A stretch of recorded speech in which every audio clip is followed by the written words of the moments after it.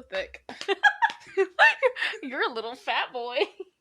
You're thick. You're so thick. You're a good dog. Oh, God. We're talking to a dog. Oh, I thought you were talking to Jess, and I'm like, wow, you're so mean.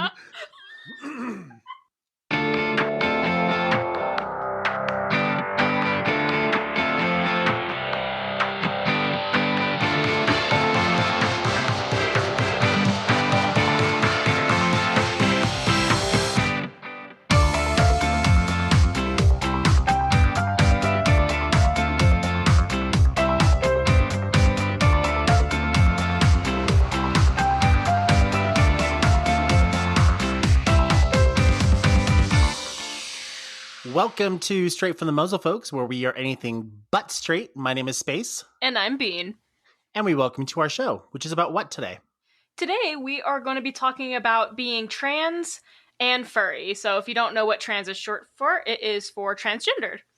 And I have no idea. Space and I are neither of us are any kind of trans. So we actually have a guest on our show today. Why don't you introduce yourself? What's your name? What's your persona's name? You know. My name is Jess, and my persona is Moondoggy, the dingo. He's a dingo doggy. That's cute. And Jess is actually a pretty close friend of mine. We've been friends since like 9th grade of high school, and I'm 24 now, so that shows you how long we've been buds. And so I thought you would be the perfect person to talk to about this. I mean, because I personally watched you grow into your identity today, and I'm like, oh my gosh, Jess would know how to, discuss specifically. I mean, being trans in itself is it's a human thing. It's not a fandom specific thing, but it can tie into the fandom culture so much with how the fandom is such an LGBT friendly space. Oh, yeah. So we wanted to just talk about, what's it like being transgendered? How does it connect to the fandom and things like that. So the first question on the list is, what is your definition of transgender, and how would you explain it to someone who doesn't know what that means? My definition of being trans is basically, you're not who you were identify as when you are born. I was born as biologically a female, but I've never saw myself as a female before. I've always knew deep down I was born to be a boy. Well, now technically man. I'm 20, almost 26 now, but you get the idea. You a man now. I'm a man now. Boy, howdy. And basically, if I had to explain it to somebody, I've had to explain this to multiple friends, neighbors, and my family. I wasn't born who I was supposed to be. Someone got something wrong. Not me. It wasn't me, God. It was you. It was you, God. That I was born to be a boy, a guy. Born the wrong sex. So a lot of people have defined it that way. How it feels like you were born like into the wrong body. Yeah. When do you think you realized that you were transgender? Like, because I'm sure a lot of us didn't even know what that was when we were younger. Mm-hmm. Maybe if we did, you would have realized it sooner. But when do you think it like actually clicked? It didn't. I didn't know right away. Mm-hmm. I think I always knew, especially when I started middle school. Yeah. But I never really actually thought that hard. I always thought like maybe I'm a tomboy or, Yeah. But right after high school, when I went off to trade school and when I came back, I actually started trying to explore and try to find myself because I was off on so many different things. I didn't have the time to actually sit down and say, who am I? Yeah. Not look in the mirror and see myself, but somebody else staring back at me. Yeah. And it's always been that way. I've always wondered about that. Like when you look in the mirror, like just in general, like anyone who's listening, you see you, right? And you accept it and you say, oh, I'm beautiful, or oh, I don't really like how the way I look today. But for someone who's transgender, they go and they look in the mirror, you don't see what you feel you should look like. Am I correct? Yeah. And that's got to be hard because that's almost like mentally rejecting yourself, not just as a physical being, but also up in the head. And that's got to be really frustrating. Oh, tell me about it. Every time I do catch myself in the mirror, I try to look at myself like chin up because I can't bear myself to look down because that's not, it doesn't feel like me, like Is that how at you would all. define dysphoria? Yeah. Why don't I you would explain say what that. dysphoria is for people who don't know? Do you need help with that one? It's kind of a sciencey one. Probably. I'm not very good at science. So dysphoria is a medical term, and it's the best way I've heard it described is that like that feeling of pain that you get when you see your body that doesn't fit how you feel it should be. So it's like if you were a man but you have breasts and you feel like they shouldn't be there, you get that pain in your chest, and that's what dysphoria is. Oh, definitely. Then I feel that all the time. Yeah. Like I can't. Like I mentioned earlier, I can't bear to see myself looking past like where my neck is because everything else, like the rest of my body, it's not. It causes stress. It's stressful, and then that stress piles on, especially when I go out in public. If I'm at work, even though everybody at work is like, oh, accepting, not everybody else is, and it bothers me to a T. Yeah. And sometimes I don't even want to go out because I don't feel like I'm myself. Yeah. Or I'm not the person that I want to be as when I go out. Yeah. Because everybody can see the person that I'm not. When you do go out, let's say like you go to the mall or you're at a store and you kind of catch a glimpse of yourself in the window, do you have like a instant like anxiety attack? Or you just like not think of it unless you actually are looking at yourself? A few years ago, I really had anxiety a lot. Nowadays, like most recently, I just try to shrug it off.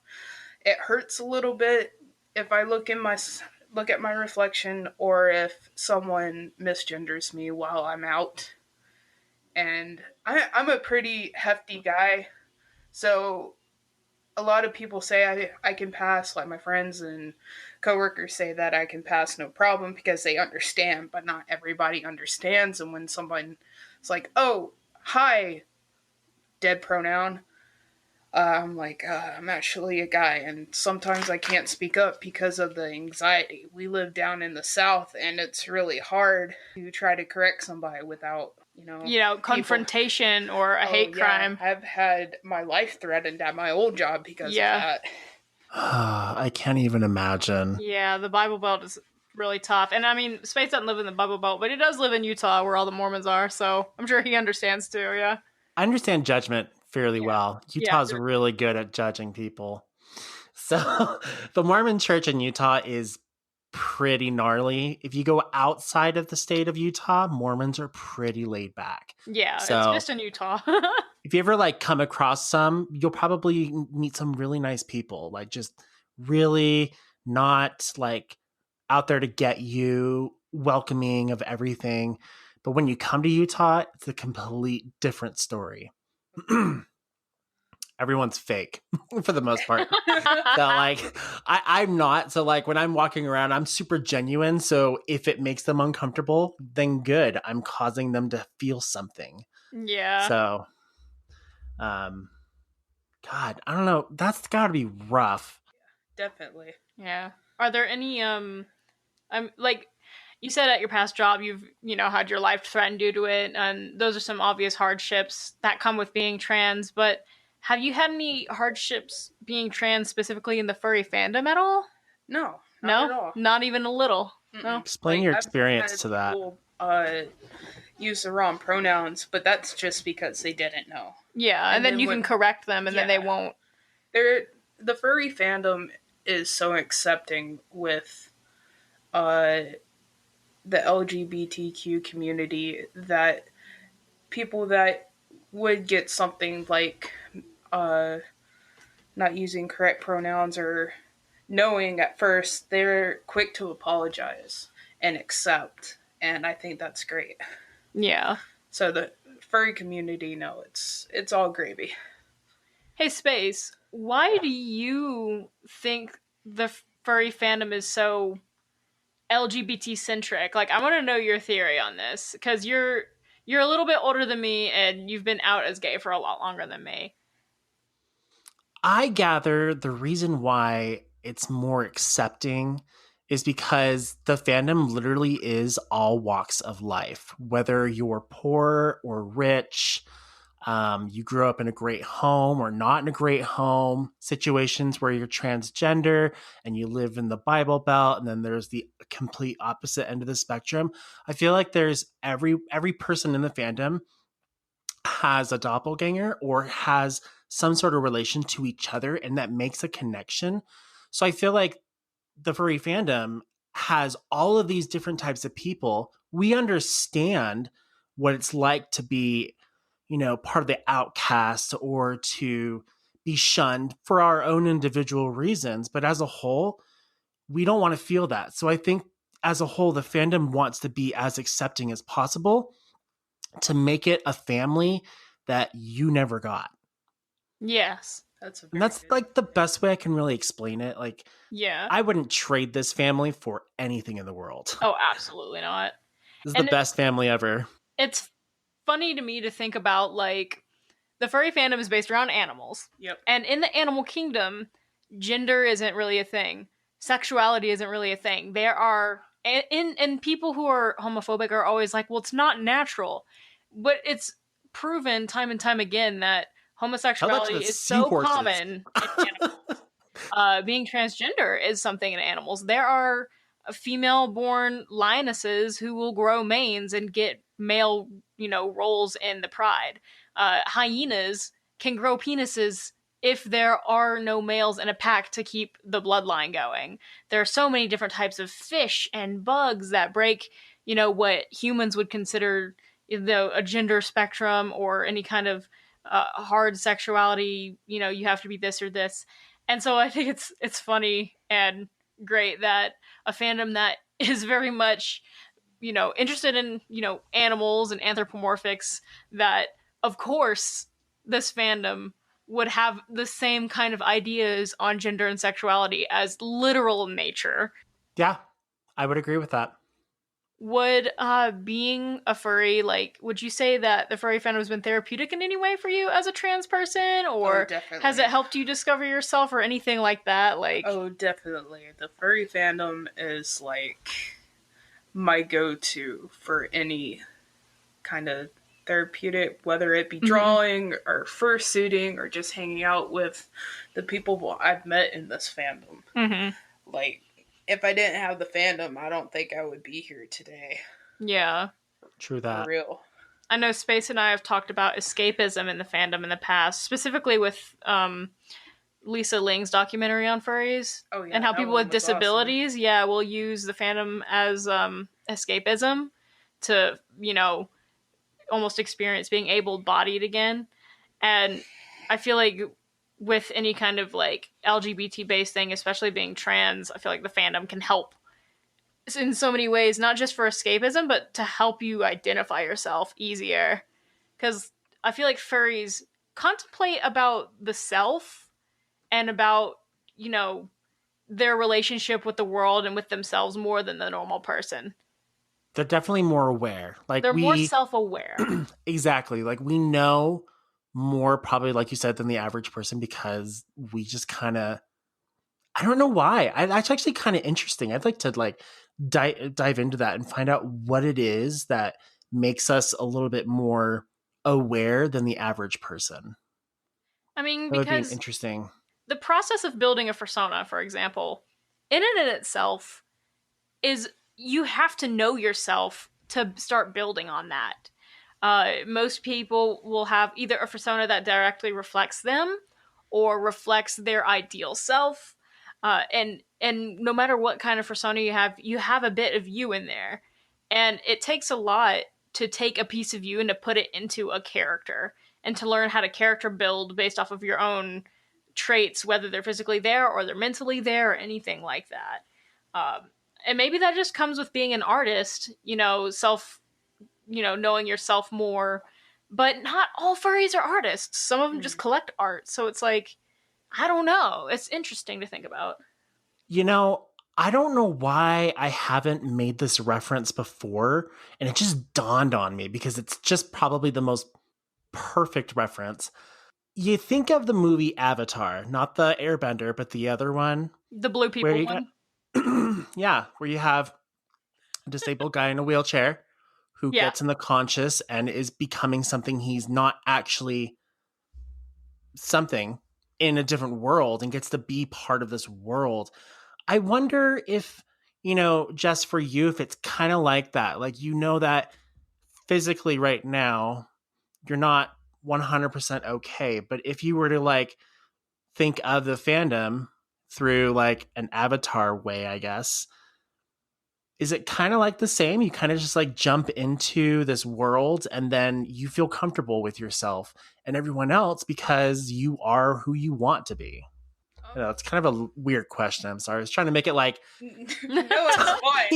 I'm not trying to think about jumping into an avatar. I'm like, is that metaphoric for my person? Yeah. So you get hooked up into a machine and then your conscious is then transferred into your fursuit, who is a real thing.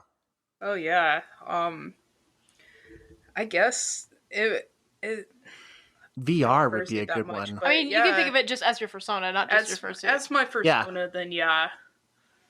Moondoggy has gone from a sketch that I did in math class a bazillion years ago, and now he's basically like we said earlier, my ideal self. He's laid back, he's out, he's just living life to the fullest and just vibing, and that's what I want to do. Even though life right now, you can't always do that because things get in the way.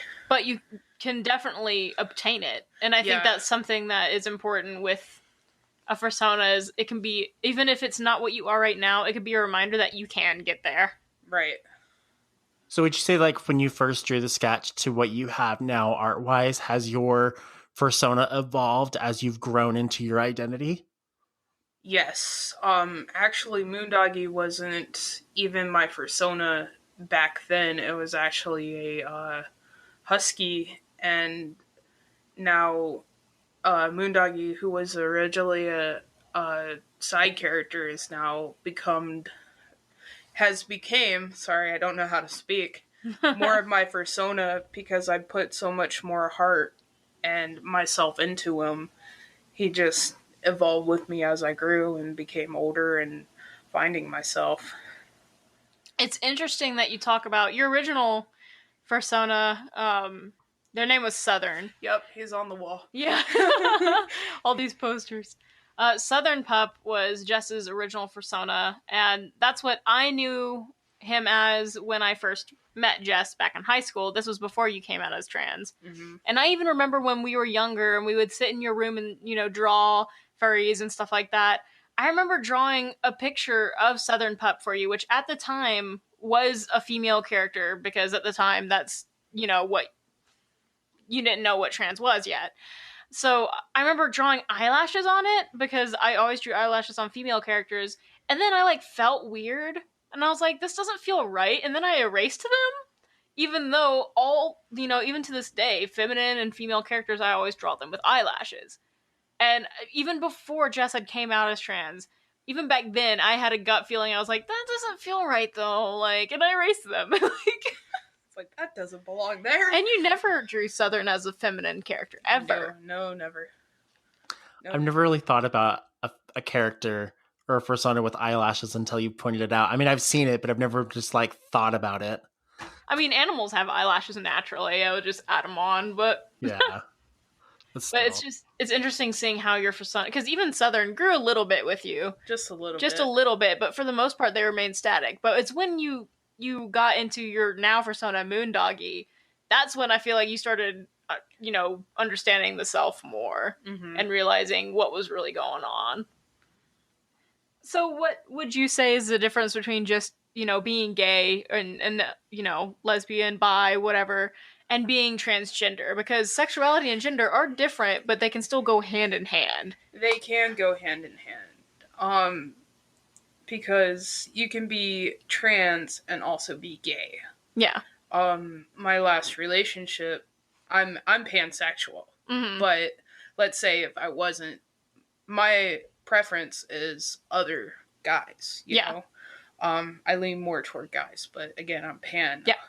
But if a trans guy wants to go out with other guys, then of course it's still a gay relationship. It's still gay because it's a guy and a guy. Yeah. And then if a trans guy is more into females, then he's straight. Yeah. Yeah. So they go hand in hand. Being gay would be more of a sexual preference than actually being identified as a, like the pronouns that you go by and stuff. Yeah, I can say that's probably true. And there are people who go by like they them pronouns. It's being non-binary. And on the trans flag, it is the colors blue, pink, and white. Blue is supposed to represent, trans men, pink, trans women, and then the white I've heard is supposed to represent being non-binary. So there's been an argument, especially during Pride Month, unfortunately, where people are like, being non-binary isn't being trans, and then others are like, well, being non-binary is being trans, because some non-binary people, even though they go by they them pronouns, will get like top or bottom surgery or take testosterone or estrogen. So like, do you think that non-binary folk fit under the trans definition? In my opinion, yes. Yeah.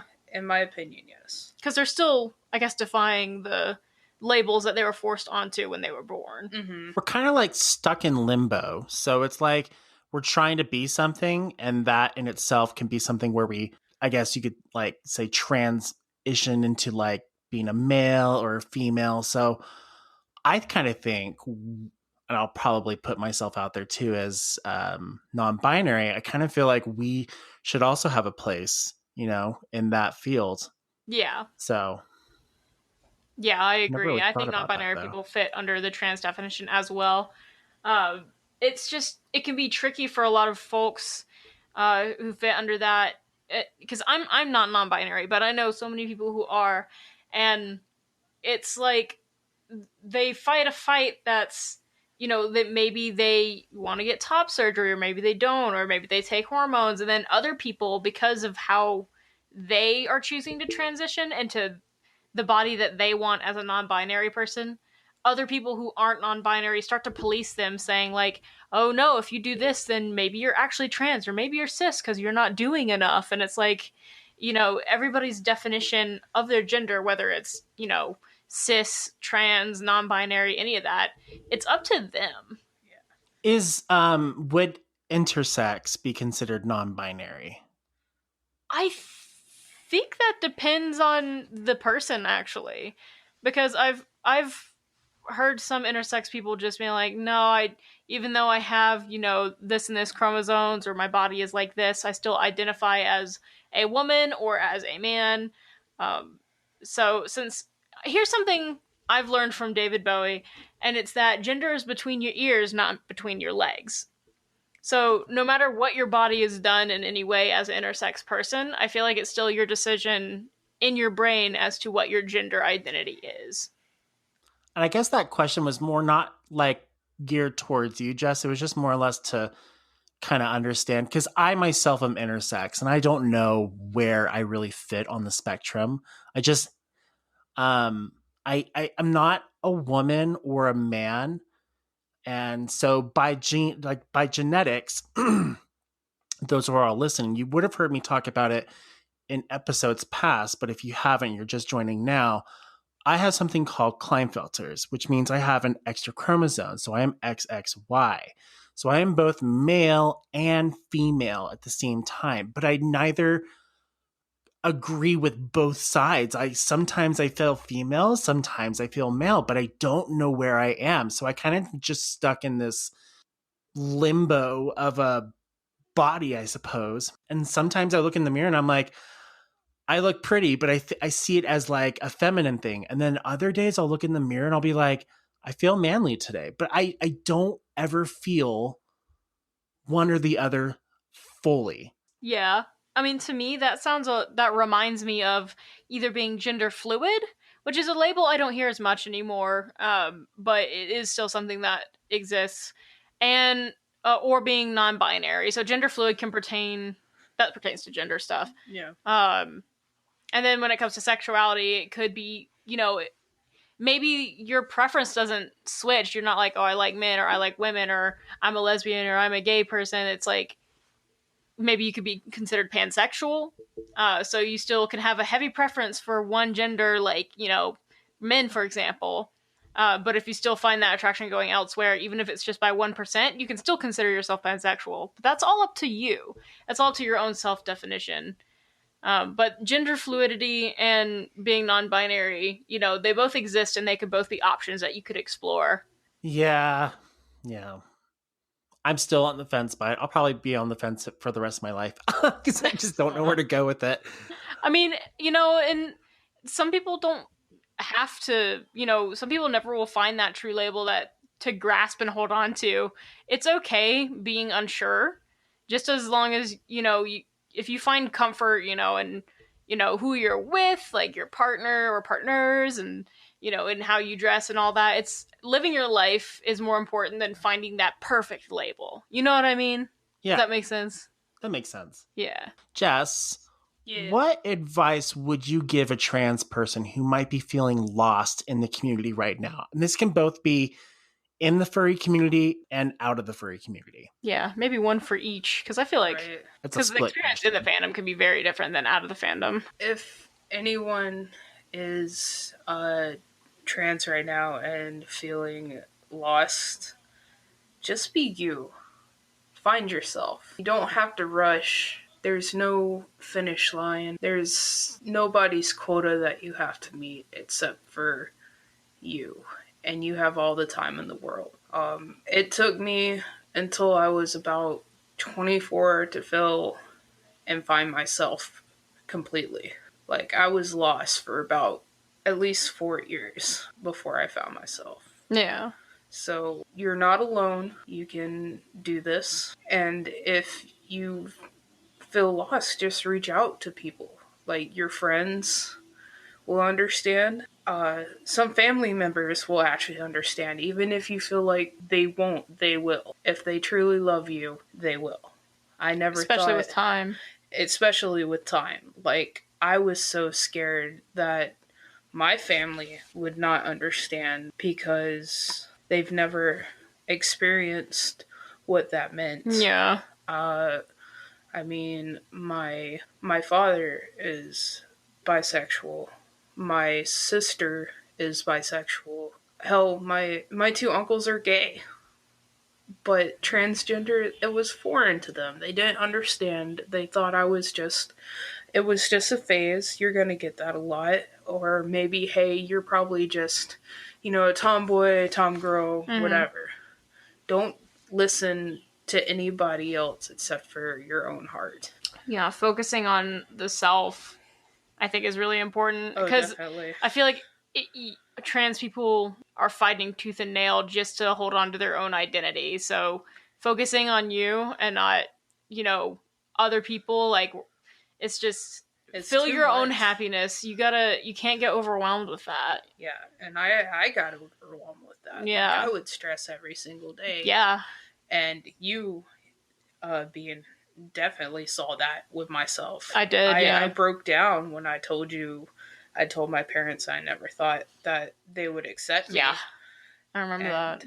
Acceptance, regardless of who you get it from, is probably the most, important feeling you could ever feel. Yeah.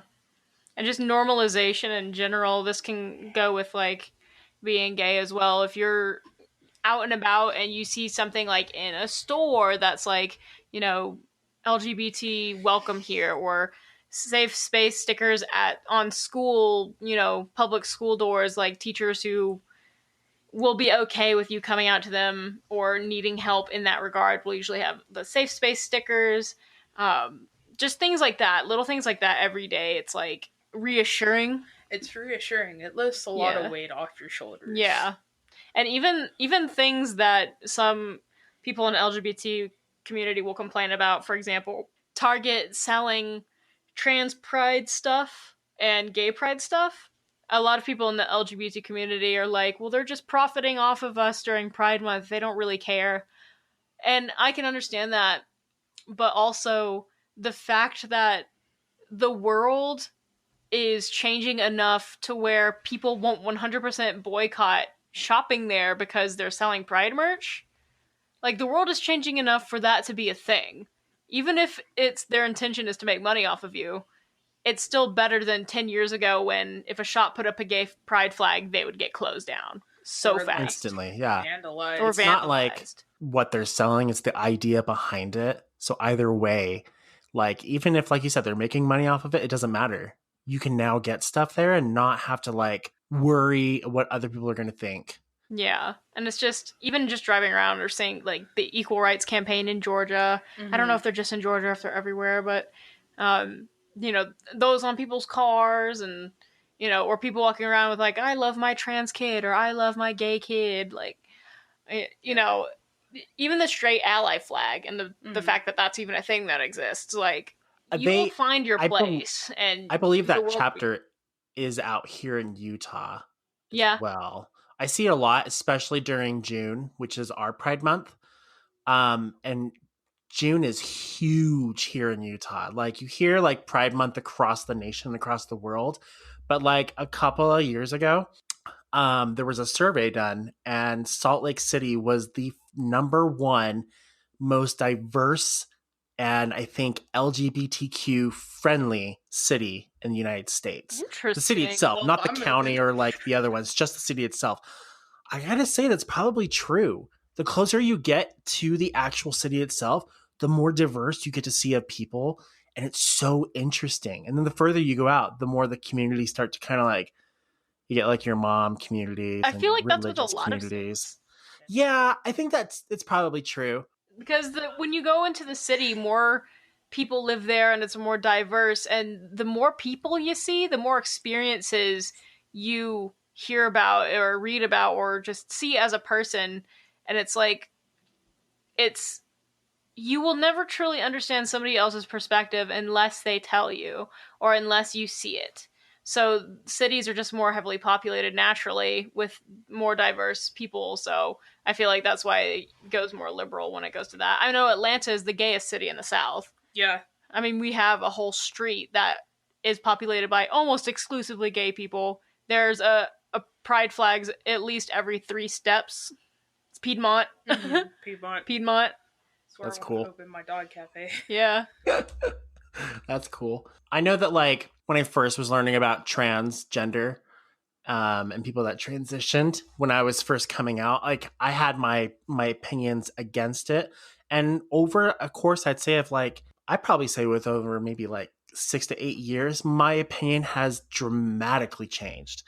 When I first was, like, learning about it, I didn't understand why that was a thing or why people would do that and why it was such a big deal.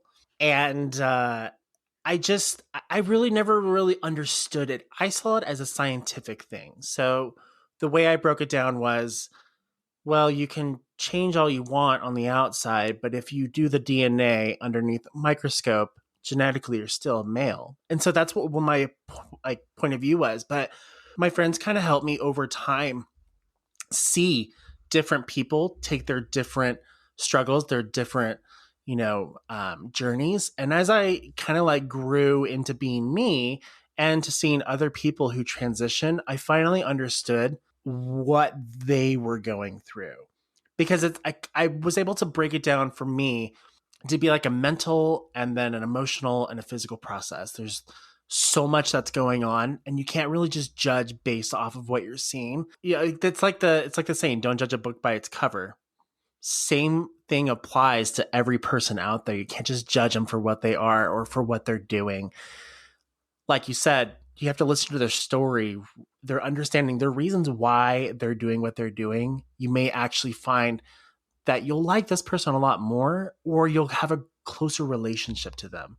And that's what happened to me. I got to see different people that I've met, some who had successfully transitioned, some who were starting, some that are in the middle of it.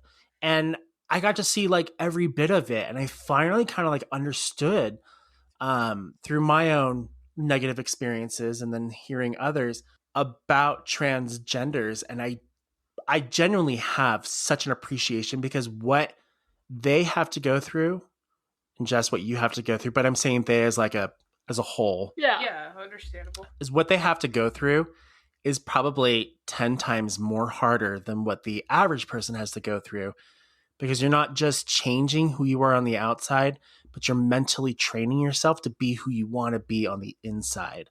And that's got to be really freaking hard to do. Like, really hard to do. So I have a lot of respect for those who have transitioned or who are starting, because it's such a life-changing experience.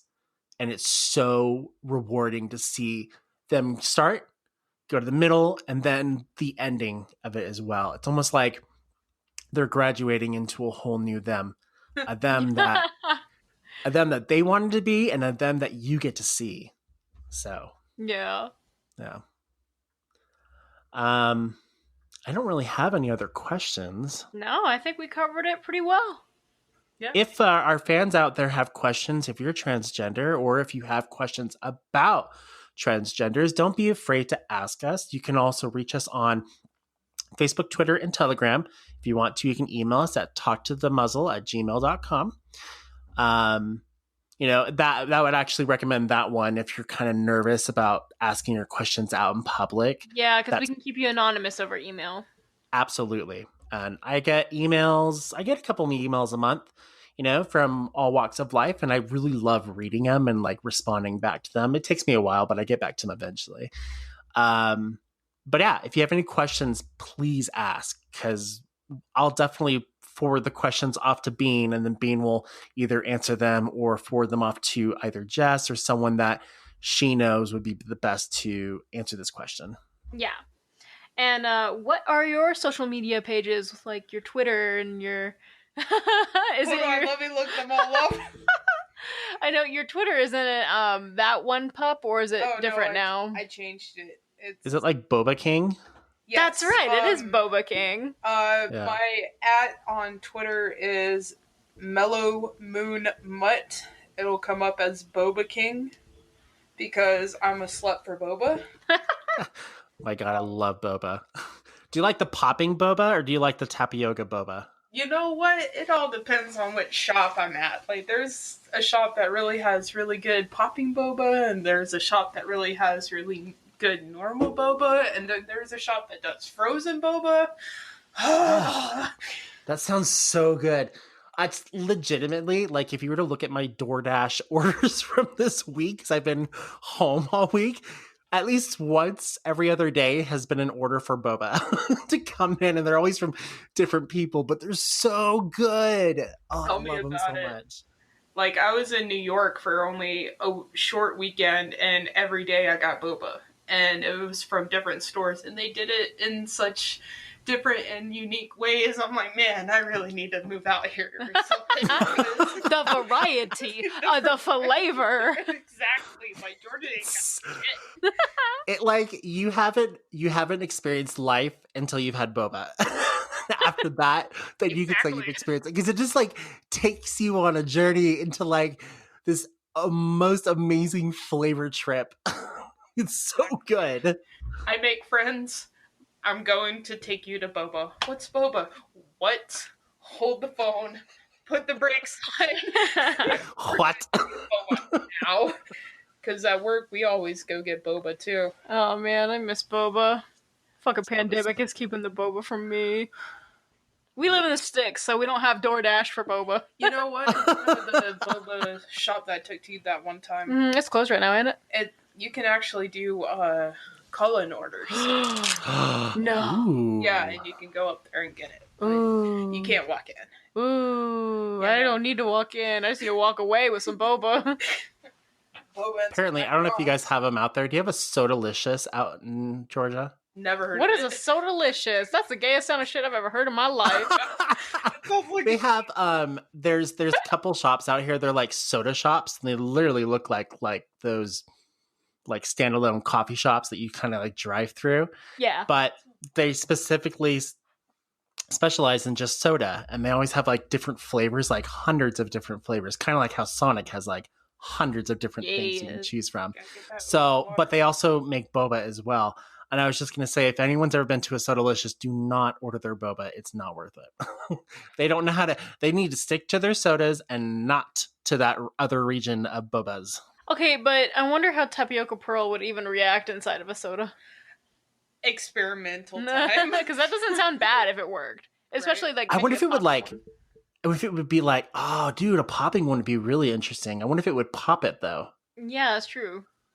Hmm. I'll tell you what would be a really interesting experience because we're going off the handle here, but that's what we do. What if you had a boba with popping boba, and then you had sprinkled on the top Pop Rocks? That sounds kind of good. That's too much, man. Even Copper said no. Copper's like, no. That's No. I've had Sonic made like a Pop Rocks one. And I think they just straight up put Pop Rocks in the soda. So when you drink it, it's already been popped. And I'm like, what's the point? Yeah, because doesn't a Pop Rock just react with any liquid? yeah, it's Yeah, pretty much. than Diet Coke. Yeah. I have seen Cadbury makes these like popping chocolates, so you can eat like they're like little Santa Clauses. Yeah, I've had different that like before. different holidays, and like they pop in your mouth while you're enjoying like chocolate. I'm like, sounds like a nasty trick. it is at first. You're just like, what the hell? And then after a while, you're just like, all right, I dig it. I could do it. This is good. On the subject of chocolate, have you ever had like you go to the movies and get like chocolate covered gummy bears? I love Muddy Bears. Ugh. They have to be frozen for me, though.